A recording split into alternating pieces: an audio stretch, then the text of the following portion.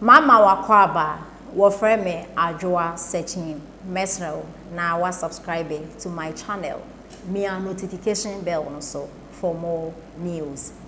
Ebusuafo second lady Madam Samira Bawumia ekopiem ewo Ashanti region ene Kumase mame form tonade ekodidwa na omo de nsem bi eto nanim a omo ekyerese mistake a omo ye no 2008 no enya de a omo be repeat sa mistake no 2024 embasue nya de beba so nde anaso ochina because 2008 about no woto no kwase aba no woto no eniama oman pani dada kufuo eye de ma oman Ghana free maternal care ene eniama wo kire ura kufuo ba ye no at that time ye ne yesusua ti ye hu ura kufuo na membu ni ye mame fu no mu ayi hu membu e course nsu ni nyina echi na NDC for propaganda eye Flagstaff House Jubilee House ye esibu esi nkran kwan yusu NDC for man pani dada kufuo si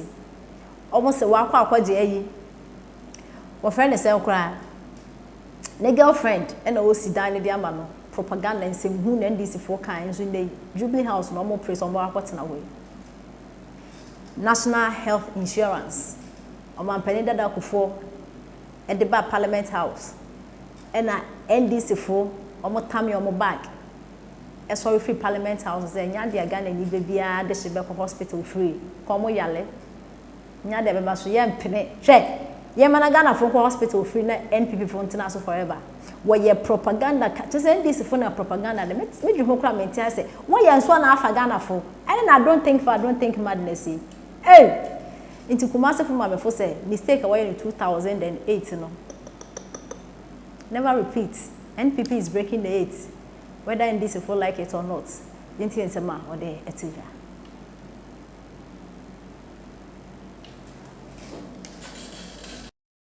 Jaro na yaka amapani de dajon de amani mahama on to no boase Rollins out there NDC by no ni ho atamis na obedi na chi no ni ho atitire ni ani timpi aba o ma bedi ade kwa me nkroma e bo ndin da bia okọ Ghana jomahama ntumi fan ko ba bia beja ho ba dwuno no ho kakra manipa dwene ni nyame dwenem na wotirim na ja dwenbone no panimu a wo de osese wo to man mu a ankoye wo a nsese yi obia asem bia beka bia yosem a odi anim guase ne bre o man enkwala akotwe nso ho malade no ma ma boafu na wakan de obeka enti so sanke enkwada no nkotwe nso no mo nyipoto ya ka se Ghana fo nkwada abon. He said because ne breso nkola na we akufa re breso nkola na pass je so pe kwan bi so anu gu pass no o breso wa nya chok kwa man kwada akura mfa nsu ade chok keke chok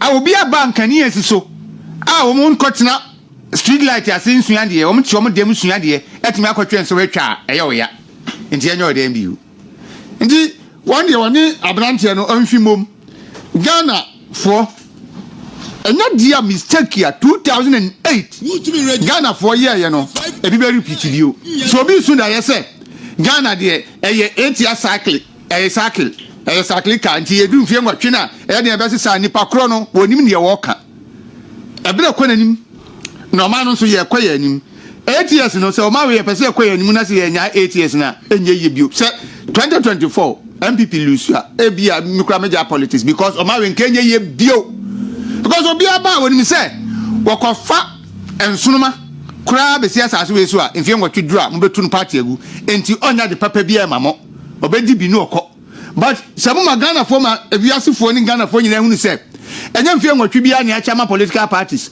na emom ye pe party obetuma ye o ma ni yie ade Ghana ko nanimu a abama politicians na say ban bia betena so a obadwena o ma ni yie die ho ase no ono ankasa ni botom die to say de dwoma ma koye sa Dubai hwanhwane a na ono asese skanye kuma no de akwa good politank mo ni fie no odi no enti me yehwa no nso yi pa ti ya ga nka bebri nti ebra nso ye be voice over na momo all right ya in kama say the batch pictures me send it to the mouth other one no ya san fe no so ba de yen hwe no kwaku mahama hwe the picture no na say hwe the picture ya hwe na nim say de wasi aye gina ho okay well it was a Christmas day akofo ji o monday bo no so agi na ni dia fine and now new year message no hu ye no o sedak no So say dark penna nsa so. I will be sending message, you know, say New Year message any dark is hard here. And say dark no bad ya.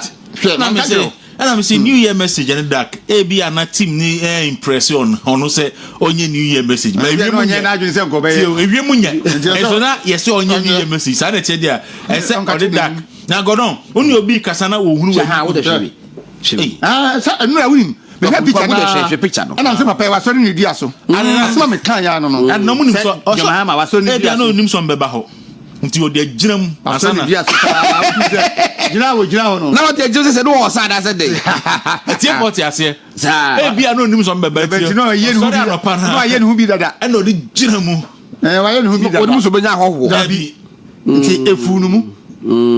So no pa na o say we dey aye da ma fanship no di shemu. O di shemu an e say. No picture we dey. E kwam bi akromo. Picture we dey. We don't mu say what is a lot like one bubu. Mumra Facebook no sam be bi. Mumra Facebook so me be. Sure out me say. What was sorry ni dua so. E ka so ba sorry ni dua so ase ne say. I say odi agiram. Oh da bi kwa kuja sa. Obi aso ni dua so no. As ne swat as wa fon as wa yesesa so ya ba service. And they say on use correct adjective. Na nipa ogina wa fon no ogina ho yi. Da bi o. Because wa say ne swat wa sesa ogina ho yi. As we look good. Say me kan ne swat nko say me kikaba. Da bi akwaje ho say okobo box ya. O pese o di fa ha. Ba won so me pese me koyi. That bad ye ka o ma chere say mo man no ho do. Ene Mrs. Mahama wonu kunu na kokan nti wo fa wo de ne bra wo se mo yade wa fa ba e pem ne wa da so je e papa wo be ka cho se ase o ye no hu dua broni za so o pe wa asem chen obi a o dada wa mo de afel fe enu na ye mma kwan ye mpene se ye nim no kure se da ho na afa ye nkan ya no enye de entum no ye mpene o tom Emma Bibisa, Entimi, Enkoso. And the former president, Oba, Obianka Sekawanutum. Na so be kasa sebi a tough former, ne bon dear.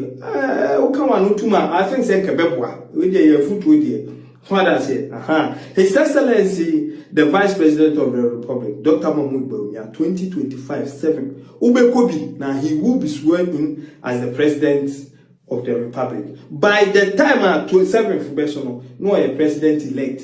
Because one kasa wujitum say adwuma de omayibi obetena so for good 4 years the a year legacy a wudi ja kayaru sabi unuanu mo free ka okra you should have thought of them more o ka kira o mo say kayaru no de obemo o ma yewu na obemo mo pan ampa wo de pan ebe che wo mo ebodwa e ma ye behwe o emi tu die pan ene da ho no se me boa someone etira so dan pa edwene ema amagana bai wose da bi omo nso they are part of Ghana and this omo yenuan kaya yuni ye besi hostel amom ene me ne wo kasa hostel no ye wie e wa denta eno nso enie se wo mu as amom entete ye se omo be firi kaya yunum no omo ankasa atimi anyansa no dwuma na nti ye kaya yu na afa na wo ba na wo mpwe na wo pese ye be che wo pan na dia akwanam ya beje o taxi dia akasa